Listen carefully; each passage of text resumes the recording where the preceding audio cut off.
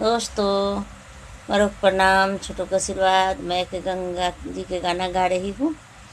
गंगा किनार पर एक पेड़ तुलसी है, तुलसी। गंगा किनार पर एक पेड़ तुलसी है, तुलसी। हम त जलवा चढ़ाए वो है, तुलसी। हम त जलवा चढ़ाए वो है, तुलसी। हम त जलवा चढ़ाए वो तीन फल मांगबो हे, तुलसी। हम त तीन फल मांगबो हे, तुलसी। सास मांगबो, ससुरो मांगबो, पति मांगबो हे, तुलसी। हम त तीन फल मांगबो हे, तुलसी। गंगा किनार पर एक पेड़ तुलसी हे, तुलसी। हम त जलवा चढ़ाएबो हे, तुलसी। गंगा किनार पर एक पेड़ तुलसी हे, तुलसी। हम त जलवा चढ़ाएबो हे, तुलसी। जलवा चढ़ाएबो तीन फल मांगबो हे, तुलसी। हम त देवरा मांगबो, ननदी मांगबो, गोतनिया मांगबो हे, तुलसी। हम त तीन फल मांगबो हे, तुलसी। हम त तीन फल मांगबो हे, तुलसी। गंगा किनार पर एक पेड़ तुलसी हे, तुलसी। हम त जलवा चढ़ाएबो हे, तुलसी। हम त जलवा चढ़ाएबो हे, तुलसी। जलवा चढ़ाएबो तीन फल मांगबो हे, तुलसी।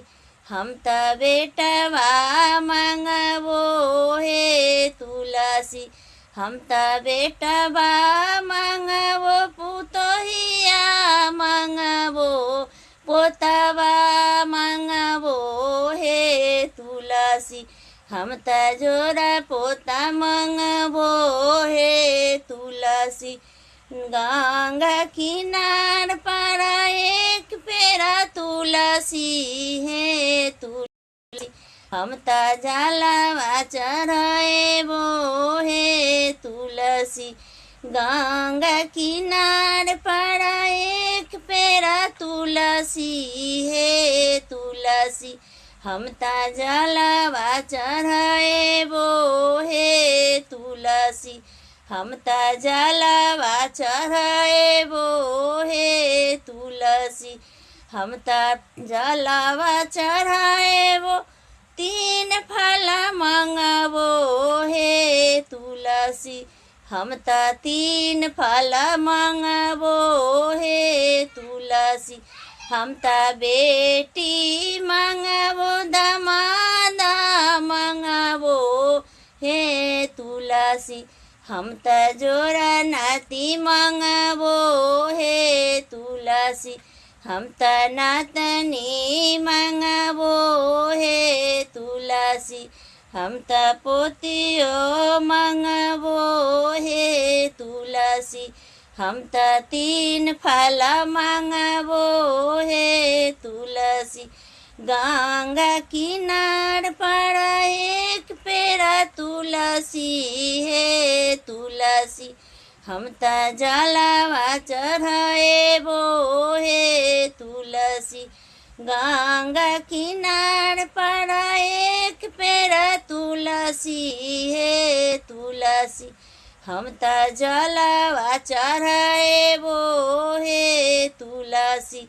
हम त जलवा चढ़ाएबो हे, तुलसी।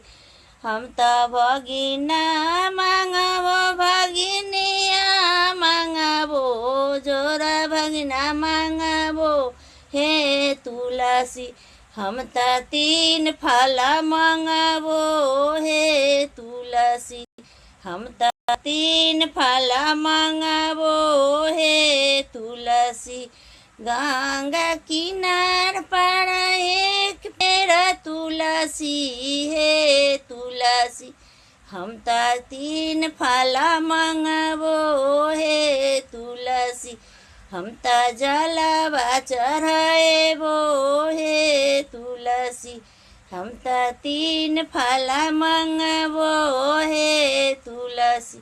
दोस्तों लाइक करिए, कमेंट करिए, सब्सक्राइब करिएगा।